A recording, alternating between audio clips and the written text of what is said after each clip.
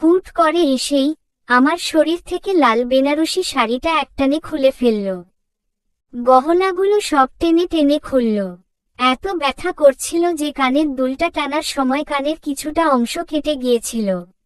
আমি চিৎকার করতে পারছিলাম না লজ্জায়। এটা ভেবে যে নতুন বউ এভাবে চিৎকার করলে লোকে খারাপ বলবে। আমি আমার মুখ টিপে নিজের কষ্টগুলোকে দমিয়ে রাখি। শাশুড়ি আম্মা আমার মুখের উপর একটা ছেঁড়া শাড়ি ছুঁড়ে মারে আর ধাক্কা দিয়ে বলে, এটা পরে নে। আর শোন, তোর মতন ফকিন্নির মেয়ে এ বাড়িতে বউ হয়ে এসেছি সেটাই অনেক। এর থেকে বেশি কিছু আশা করিস না। কথাটা বলে আমাকে সজোরে ধাক্কা মেরে ফেলে দিয়ে চলে যায়।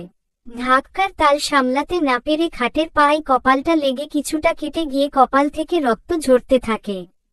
আমি রক্তাক্ত কপালটা হাঁটুতে নুয়ে বসে বসে কাঁদছি। হঠাৎ এক শীতল স্পর্শ অনুভব করি আমার কাঁধে। আমি কেঁপে উঠি আর মুখ তুলে চেয়ে দেখি মানুষটা আমার সামনে। সে আমার শরীরে একটা শাড়ি জড়িয়ে দিয়ে বলে, সরি, আমাকে আপনি ক্ষমা করে দিবেন। আমি আসলেই বুঝতে পারিনি আপনার আমাকে পছন্দ হবে না। আর হবেই বাকি করে আপনার মতন এত সুন্দরী একটা মেয়ে কি আমার মতো এমন কালো একটা ছেলের জন্য কাম্য? তবে বিশ্বাস করুন আমি শুধু আপনার বাবার অবস্থা দেখে আপনাকে বিয়ে করতে বাধ্য হয়েছি। শুধু আপনার বাবার সম্মানের কথা ভেবে।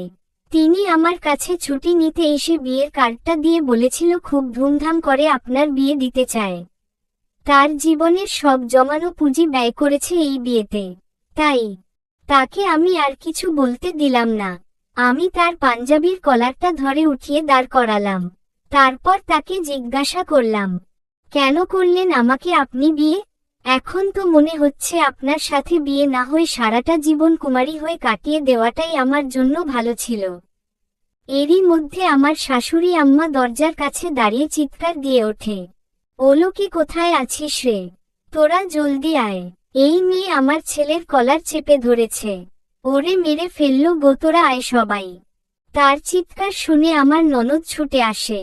কি হয়েছে গো মা, ওভাবে চিল্লাচ্ছ কেন? দেখ না দেখ, নতুন বউয়ের কাণ্ড কারখানা দেখ। উনি এগিয়ে গিয়ে তার মাকে বলল, তোমার বুঝতে কোথাও ভুল হচ্ছে মা। কি বুঝতে ভুল হবে? একটু আগে তোকে আমি যেই কথাগুলো বললাম ভুলে গেলি? না মা, ভুলিনি, প্লিজ আমাদেরকে একটু কথা বলতে দাও। কথাটা বলে উনি উনার মাকে রুম থেকে বেরিয়ে দিয়ে দরজাটা বন্ধ করে দিয়ে আমার সামনে এসে দাঁড়ায়। ঈশানী, আমার মায়ের সাথে আপনি আর খারাপ বিহেভ করবেন না। ভুল তো আমার, আপনার যা শাস্তি দেওয়ার আমাকে দিন। তবুও আমার মাকে অপমান করবেন না প্লিজ, অনুরোধ থাকলো আপনার কাছে। আমি আপনার মাকে অপমান করেছি? কিভাবে করলাম? উনি চুপ করে আছে, কোনো কথার উত্তর দিচ্ছে না। আমি উনাকে ঝাঁকিয়ে বলি, কি হলো বলুন? উনি পকেট থেকে একটা নেকলেস বের করে আমার সামনে ধরে বলে, মা আপনাকে এই নেকলেসটা পরিয়ে দিতে এসেছিল। পারিবারিক ঐতিহ্য রক্ষার্থে বংশের বড় ছেলের বউ এই নেকলেসটা পায়। মা পেয়েছিল দাদিমার কাছ থেকে, আর আপনি পাবেন মায়ের কাছ থেকে। তাই মা ভালোবেসেই এটা পরিয়ে দিতে এসেছিল। কিন্তু আপনি নিজের শাড়ি গহনা খুলে মায়ের মুখের উপর ছুঁড়ে মেরে দিলেন। ছি, এসব বলেছে আপনার মা? এতটা নীচ উনেছি? আপনি কিন্তু আবারও আমার মাকে অপমান করছেন। বেশ করেছি বলেছি, আরও বলবো, আপনার মা একটা মিথ্যাবাদী। তখন ভুল করেছিলাম, কিন্তু আর না। ওদিকে আমার শাশুড়ি আম্মা আমাকে তাড়িয়ে দেওয়ার ফন্দি আটতে থাকেন।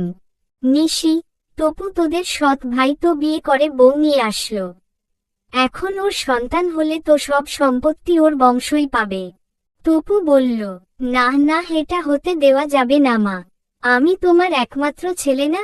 ভাইয়াকে বলো না মা সব সম্পত্তি আমার নামে করে দিতে। পাশ থেকে নিশি বলে, না মা, আমার নামে করতে বলবা ভাইয়াকে। আমি তোমার কত কাজ করে দিয়ে ভুলে গেলে? তোমার মাথার পাকা চুল তুলে দিই, তোমার সাথে শপিং এ গেলে দামি দামি শাড়ি পছন্দ করে দিই, গহনা কোনোটার দাম বেশি সেটা দোকানদারের কাছ থেকে শুনে তোমাকে দেখিয়ে দিই। কত কাজ করি মা, বললে আমার কথায় বলবে। এই নিয়ে নিশি আর তপুর মধ্যে ঝগড়া হতে থাকে। আমার শাশুড়ি আম্মা এক ঝাড়ি দিয়ে জনকেই চুপ করাই। চলবে।